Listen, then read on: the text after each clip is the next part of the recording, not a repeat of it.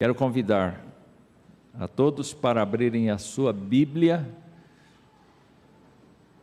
na profecia de Jonas, na minha Bíblia aqui, página 1014, para facilitar a vida de quem tem dificuldade de manuseio do Antigo Testamento. Jonas, capítulo 2. Nós vamos ler o último versículo do capítulo 1 e todo o capítulo 2.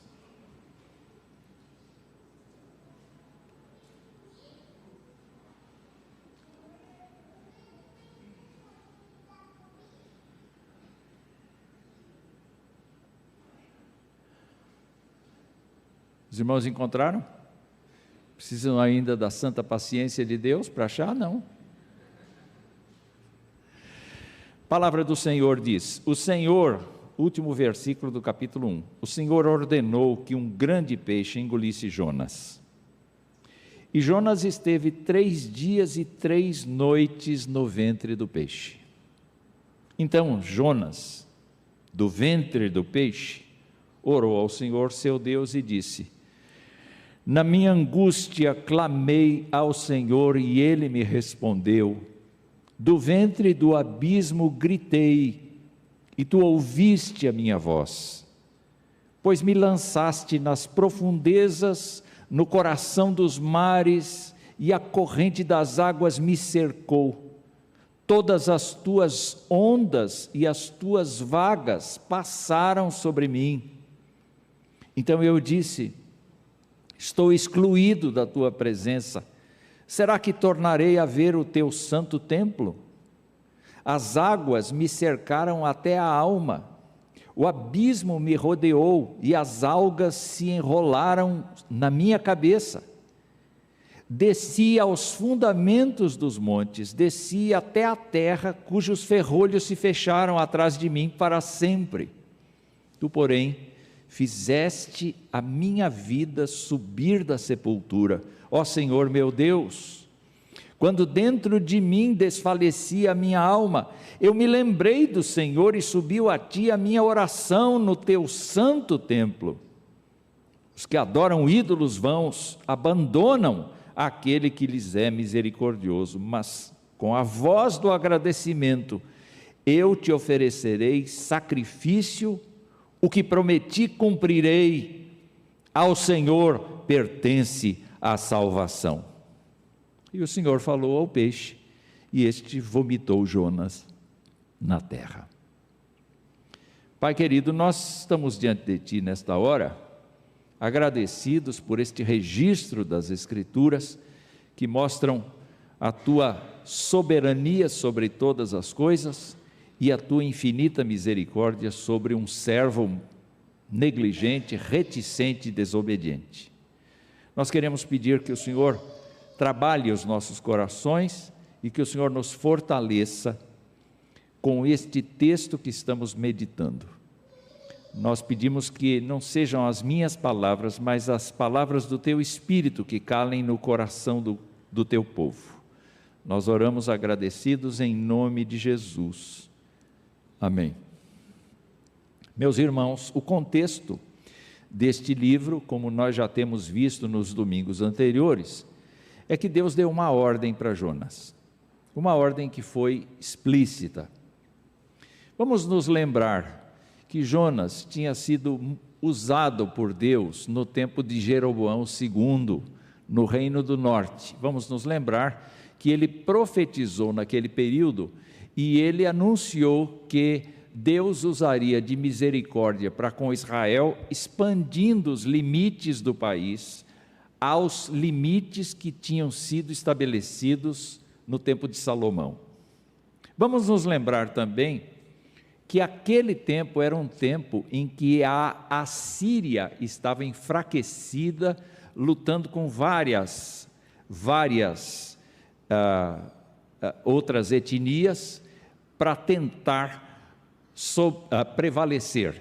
Vamos nos lembrar então que a capital da Síria era Nínive, e o que Deus tinha mandado é que Jonas fosse a Nínive, a capital daquele país que ele odiava, para anunciar que Deus exerceria juízo sobre a cidade de Nínive, caso não houvesse arrependimento da parte das pessoas.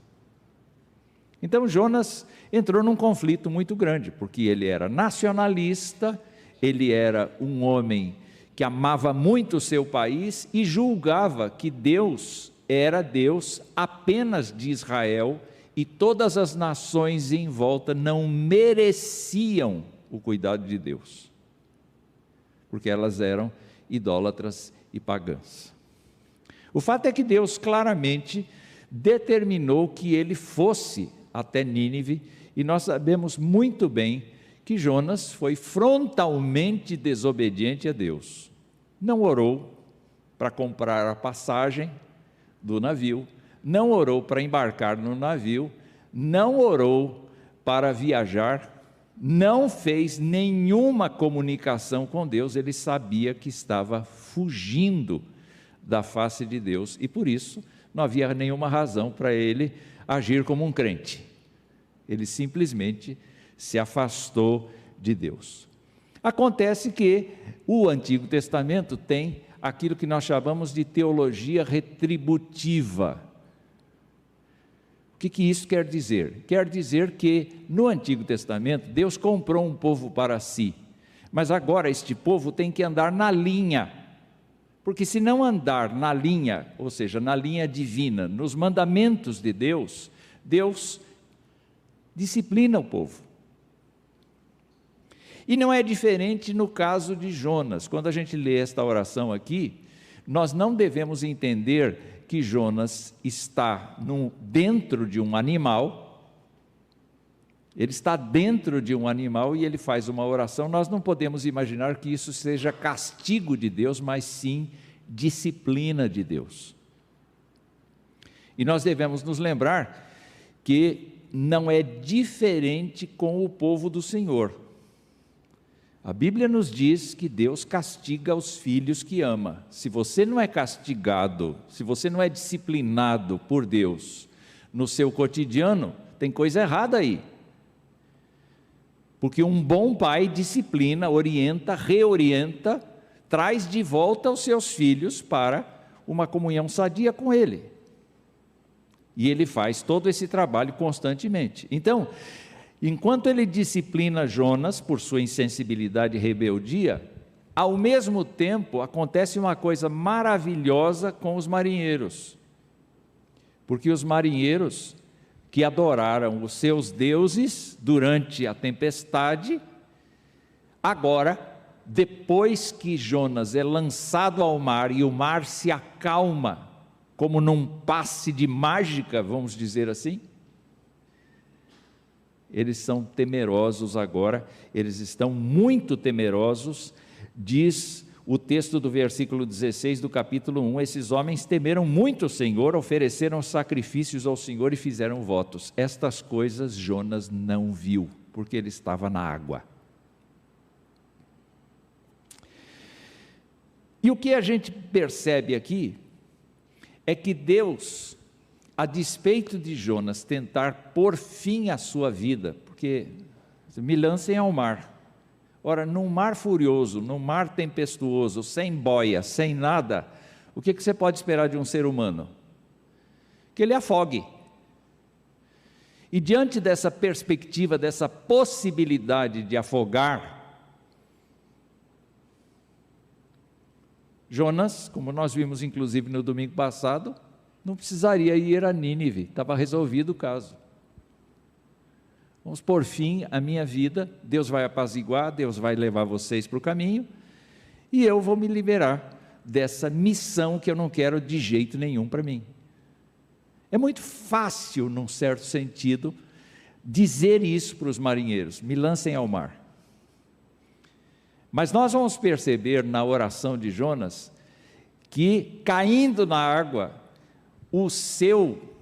a sua ironia, o seu bom humor, sei lá o que ele estava sentindo naquela hora, a sua prontidão de morrer se transformou em absoluto desespero.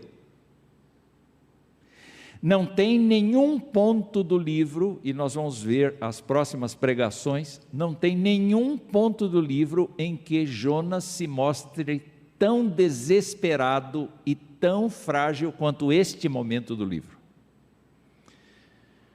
Nos outros momentos, Jonas está irado, está nervoso contra Deus. Neste momento, ele está quebrado.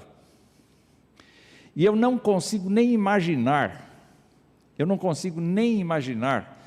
como é que ele está dentro da barriga do animal, do peixe, que a Bíblia descreve aqui.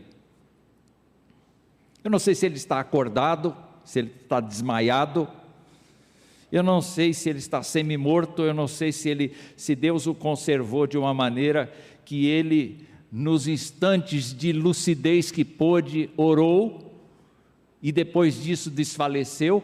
Eu não consigo imaginar Jonas acordado o tempo todo acendendo uma lamparina lá dentro. Eu não consigo imaginar Jonas preparando um miojo. Eu não consigo imaginar isso. Pelo contrário, eu só consigo ver um homem prensado dentro do organismo de um outro ser, imóvel, sem possibilidade de comer, sem possibilidade de fazer as suas necessidades físicas, sem possibilidade de nada, absolutamente preso, sem saber, sem ter a mínima noção de onde esse animal vai,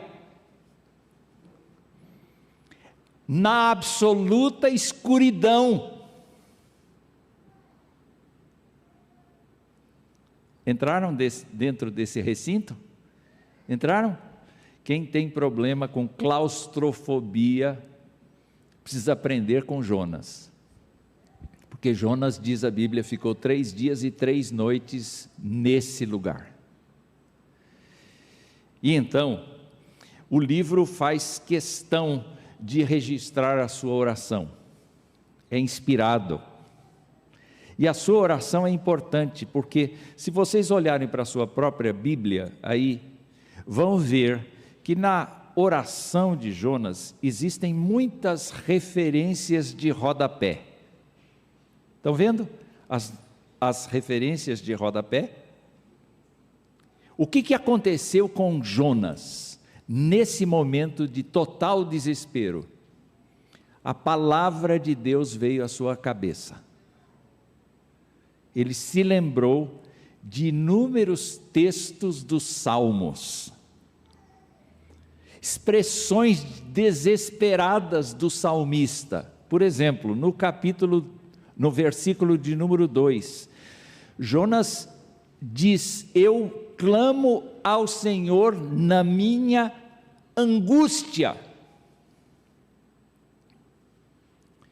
Por certo, você já passou algum momento em que você ficou angustiado, sem respostas, sem perspectivas.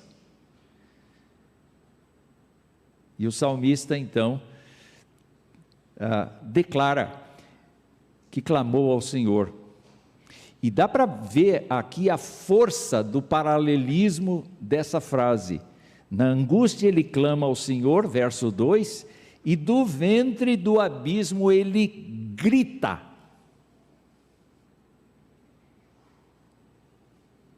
Ele está citando o Salmo, mas eu não consigo imaginar o Jonas falando com Deus sem gemer, sem gritar, sem se desesperar, sem se angustiar, sem se quebrar. Ele é um homem agora totalmente desprovido daquela arrogância que ele teve. No versículo de número 4, ele mostra que a angústia dele não é estar tanto dentro da barriga do animal. Pior do que isto é ter sido lançado de diante dos olhos do Senhor, porque ele entende que Deus o reprovou, ele entende que Deus se apartou dele. Lançado estou diante dos teus olhos, e ele pergunta: será que eu vou ver novamente o templo de Jerusalém? Aquela casa que foi erigida e onde Deus apareceu muitas vezes por teofanias, e que representa a presença visível de Deus na terra. Será que eu vou tornar a ver? Quer dizer, a esperança de viver estava sumindo. Ele tinha dito: me lancem ao mar.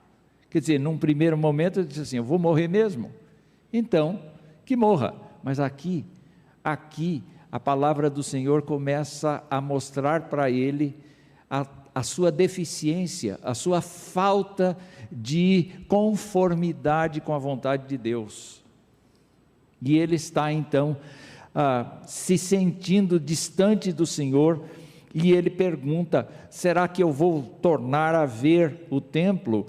Nos versículos 5 e 6 ele diz: eu estou submerso e não vejo escapatório para a minha vida.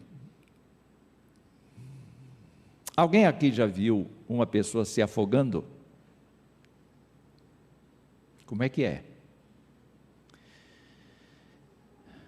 Esses dias atrás, eu vi minha neta, que não sabe nadar,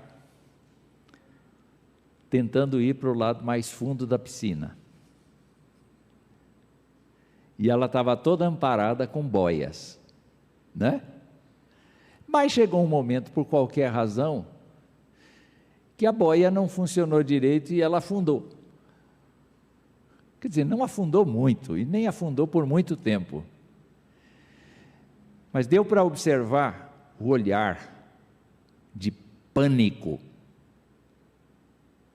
o olhar de sufocação, porque quando a gente vai para a água, eu não sei quem gosta aqui de ficar debaixo d'água, não é? Como é que a gente faz? Se a gente não tiver treinamento, se a gente não tiver capacitação para estar ali, a gente se perde. E Jonas não é diferente. Eu acho que, como nadador, Jonas era um bom profeta. Não entendia nada de nadar.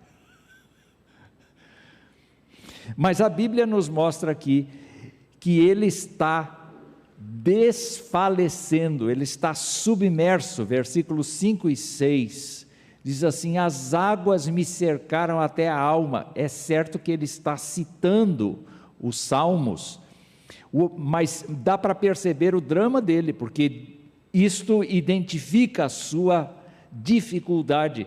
O abismo me rodeou, as algas se enrolaram na minha cabeça, não existe esperança de eu voltar à tona, eu estou sendo sufocado. E de repente se aproxima dele um grande animal e o engole.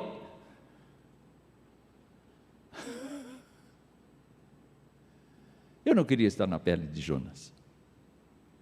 Aliás, eu não estarei na pele de Jonas nunca. Eu não vou mais para o mar. Depois desta, eu não vou mais para o mar. Porque tudo é possível. Estou brincando. O que acontece, então, é que no meio de toda esta aflição que é descrita com base nos Salmos, a Bíblia nos diz que ele lembra, quando dentro de mim, verso 7, desfalecia minha alma, eu me lembrei do Senhor e subiu a ti a minha oração no teu santo templo. É muito interessante ver essa figura do segundo templo aqui. Tem o primeiro templo, que é o templo de Jerusalém, que ele citou aqui um pouco antes no verso 4. Agora, o templo para ele é a presença íntima de Deus. É o lugar sagrado onde Deus mora. E ele diz: a minha oração foi direcionada para o teu trono.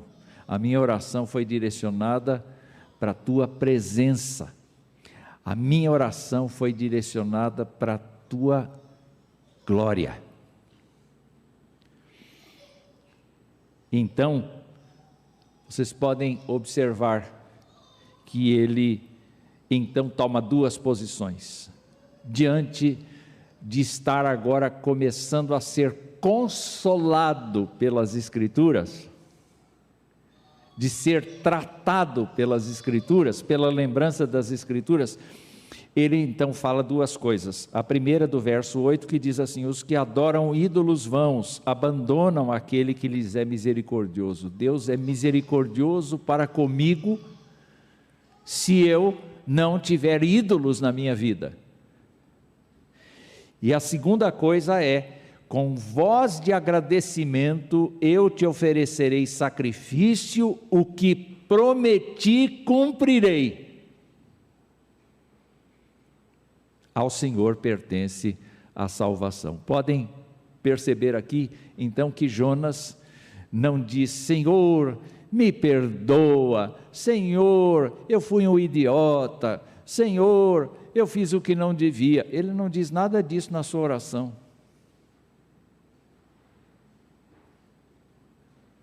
Mas toda a sua oração é uma confissão da sua rebeldia, do seu despreparo, da sua fraqueza, da sua incompetência e a afirmação de que ele está errado. Vamos então analisar, dentro da oração dele, aquilo que ele falou a respeito de Deus. Porque o que ele sentia a respeito de si mesmo, nós já vimos. Eu espero que já tenhamos visto, não é? Eu espero que nós tenhamos gravado isso. A primeira coisa que eu vejo aqui na oração dele é o que está no verso 2. Vamos rever a oração agora do ponto de vista do que ele vê, enxerga em Deus. E nós devemos aprender com ele nesse particular. Porque ele diz assim: na minha angústia clamei ao Senhor e Ele me respondeu.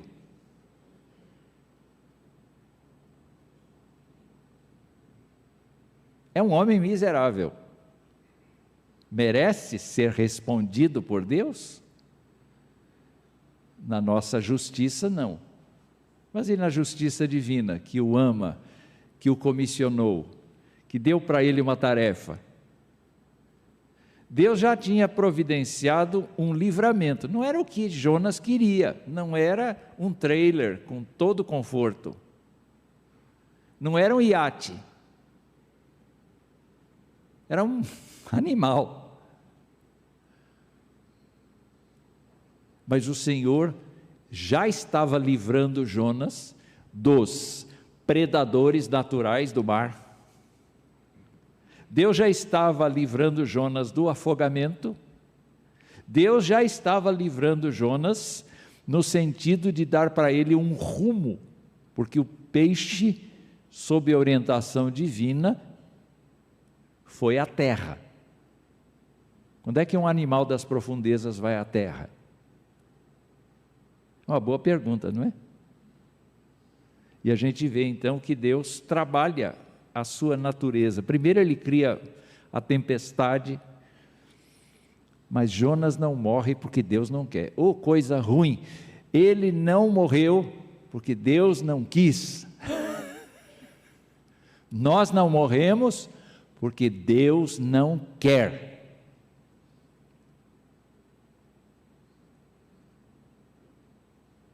Eu ia entrar na política aqui, e vou entrar na política aqui. Os milhares de pessoas que nós tivemos vítimas da Covid no mundo, não foi inabilidade dos governantes. Deus disse: está na hora deste grupo partir. E foi assim que ele fez. Então, qualquer governante que estivesse no exercício do governo, nós teríamos a vontade de Deus executada. Fecha o parênteses. O Senhor responde na angústia, Ele ouviu a minha voz, Ele ouviu a minha voz. Você precisa se lembrar disso. Não importa o que você tenha feito, à semelhança de Jonas, vá para o Senhor, porque Ele vai ouvir sua voz. A outra coisa que observamos é que Jonas diz: me lançaste nas profundezas, no coração dos mares, e a corrente das águas me cercou, todas as tuas ondas e as tuas vagas passaram sobre mim. Dá para ver que ele está falando na segunda pessoa do singular, ele está falando com Deus. Não foram os marinheiros que o jogaram na água, foi o Senhor que jogou ele na água. E Jonas precisa aceitar esta soberania de Deus que trabalha na sua vida. Queridos, Deus trabalha na nossa vida. Deus rege o nosso tempo. Deus rege as coisas que fazemos. Nós não podemos nos esquecer que o que caracteriza a comunhão ideal do crente com o seu Senhor é a intimidade do crente em aceitar esta direção divina. O crente precisa ser simples e precisa confiar na providência do Senhor, porque mesmo na pior das provações, Deus terá o seu instrumento de livramento, ainda que seja um peixe.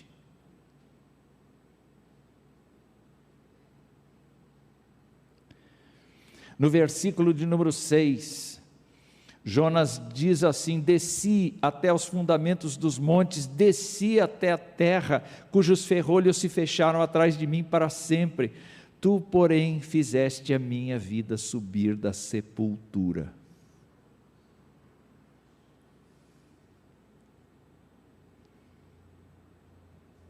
Você já pensou quantas vezes Deus te livrou da morte? E você nem soube? Aqui é notório. Mas é capaz que na nossa vida nós tenhamos tido acidentes horríveis, nós tivemos situações de conflito, nós tivemos muitas dificuldades. E às vezes a gente nem se lembra que quem resolveu o nosso caso foi o Senhor.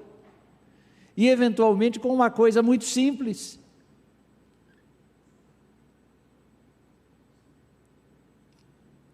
Tenho na memória aquele versículo que diz assim: o anjo do Senhor acampa-se ao redor dos que o temem e os livra. Está com seu anjo acampado? A gente não tem um anjo certo, não tem anjo da guarda. Mas todos os espíritos ministradores declarados em Hebreus estão a serviço dos santos. Eu posso imaginar que aquele peixe que tinha Jonas dentro, do lado de fora tinha gente do Senhor guardando. Que Deus não muda.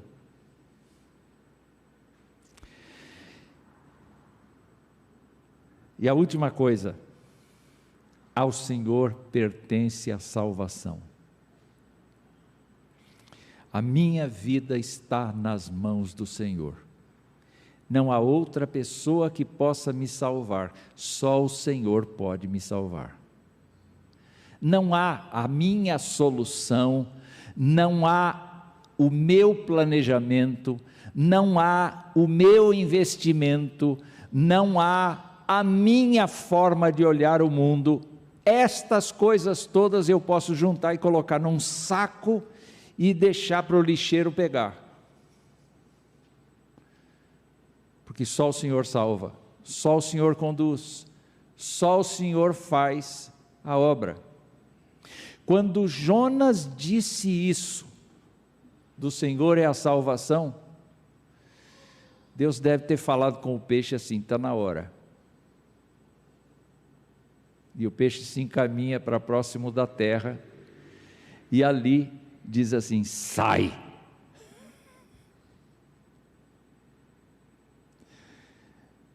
E Jonas é expelido, do mesmo jeito que entrou, saiu.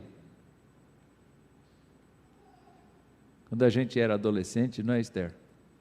A gente cantava uma musiquinha mais ou menos assim: a baleia engoliu Jonas e depois vomitou, depois vomitou, depois vomitou.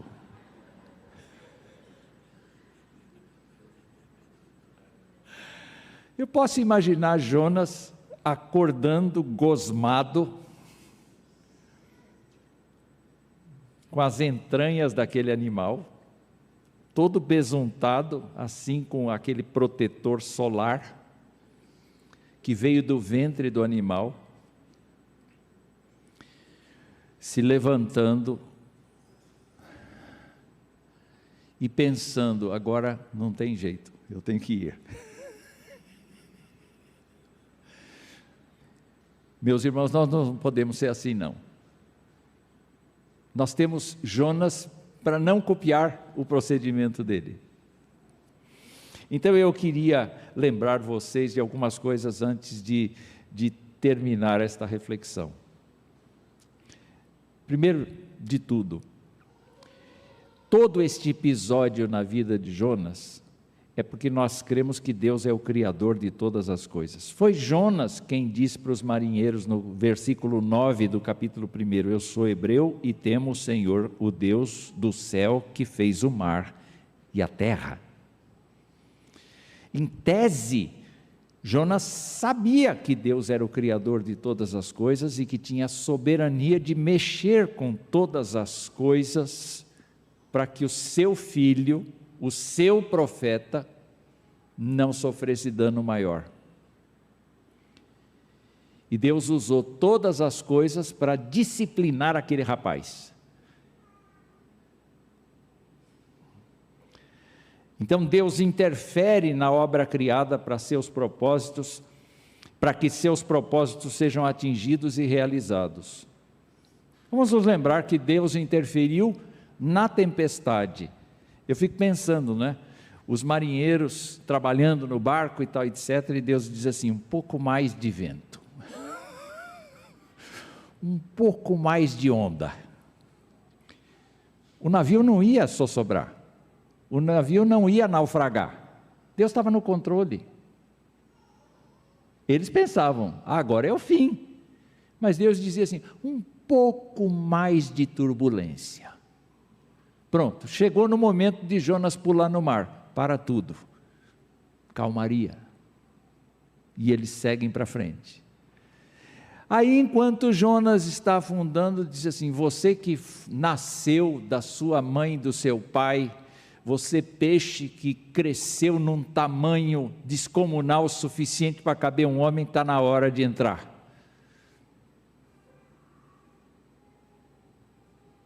E eu quero que você navegue de volta.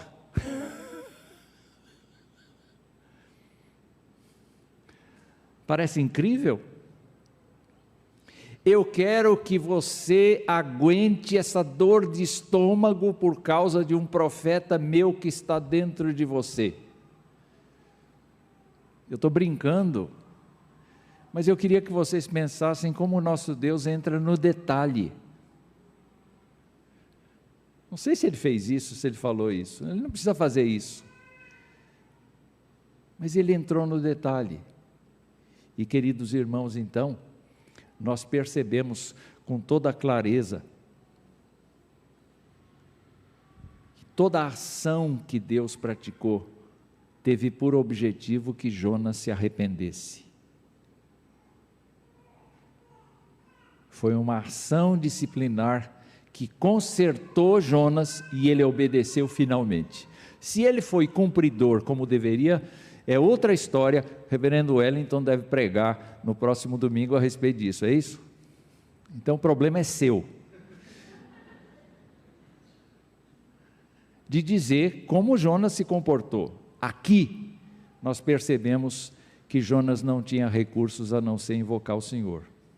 Isso nos mostra algumas lições importantes. Primeira lição que eu queria deixar: não seja soberbo como Jonas. Não imagine que a sua vida pode ser governada por vossa santidade. Deus é que pode governar muito bem a sua vida. Provérbios escreveu assim: antes da ruína vem a soberba, e o espírito orgulhoso precede a queda. Sabe o que a gente precisa para viver uma vida miserável? É a gente ignorar a fala do Senhor, a palavra do Senhor, o convite do Senhor. Se você está apegado à palavra do Senhor e anda e guarda os mandamentos do Senhor, está tudo bem. Mas se você não está, se você é um crente relapso, se você é um crente que vai pela sua cabeça, este é um aviso para você. Provérbios também disse o seguinte: quem teme ao Senhor tem forte amparo, isto é, refúgio para os seus filhos, porque o temor do Senhor é fonte de vida para evitar os laços da morte. Então,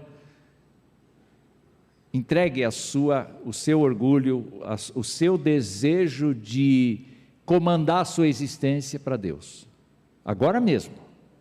Segunda lição que eu queria deixar para vocês: Deus não tira as consequências do nosso pecado. Jonas pecou contra o Senhor e apanhou por isso. Só que Deus usa da sua misericórdia para nos tirar dessa situação aflitiva. Nós lemos hoje que nós temos um sumo sacerdote, que é Jesus Cristo, que viveu as tentações, que foi pressionado pelas tentações que nós sofremos, mas ele foi vencedor dessas tentações, e ele está apto para nos ajudar a sair dessas situações. Então, eu me lembro, por exemplo, do caso de Davi, quando Davi obteve inapropriadamente a esposa de um dos seus soldados, e teve um filho com ela. Deus perdoou Davi? Perdoou. Mas Deus disse para Davi assim: a espada jamais se afastará da sua casa, porque você me desprezou e tomou a mulher de Urias, o heteu, para ser sua mulher. Assim diz o Senhor: eis que farei com que de sua própria casa venha o mal sobre você. Estranho, não é? Deus não é misericordioso, mas Ele não tira a consequência do nosso pecado. A gente fez bobagem, a gente vai pagar pela bobagem. Então não seja tolo, não seja tola, não seja como Jonas. Agora, o mesmo Davi escreveu isto aqui: bem-aventurado aquele cuja transgressão é perdoada, cujo pecado é coberto. Bem-aventurado é aquele a quem o Senhor não atribui iniquidade e em cujo espírito não há engano. Aí ele diz: enquanto calei os meus pecados, envelheceram os meus ossos pelos meus constantes gemidos todo dia. Vocês viram a qualidade de vida dele? Caiu. Por que caiu? Porque ele pecou e tentou guardar para si. E o texto diz: a tua mão pesava dia e noite sobre mim, e o meu vigor secou como no calor do verão. Confessei-te o meu pecado e a minha iniquidade não mais ocultei. Eu disse: confessarei ao Senhor as minhas transgressões, e tu perdoaste a iniquidade do meu pecado. Sendo assim, Todo o que é piedoso te fará súplicas em tempo de poder te encontrar. Com efeito, quando transbordarem muitas águas, não o atingirão. Então, às vezes, o crente está apanhando porque ele não quer deixar o Senhor governar. O crente está apanhando porque acha que é sábio o suficiente para conduzir a sua vida sem o auxílio do Senhor.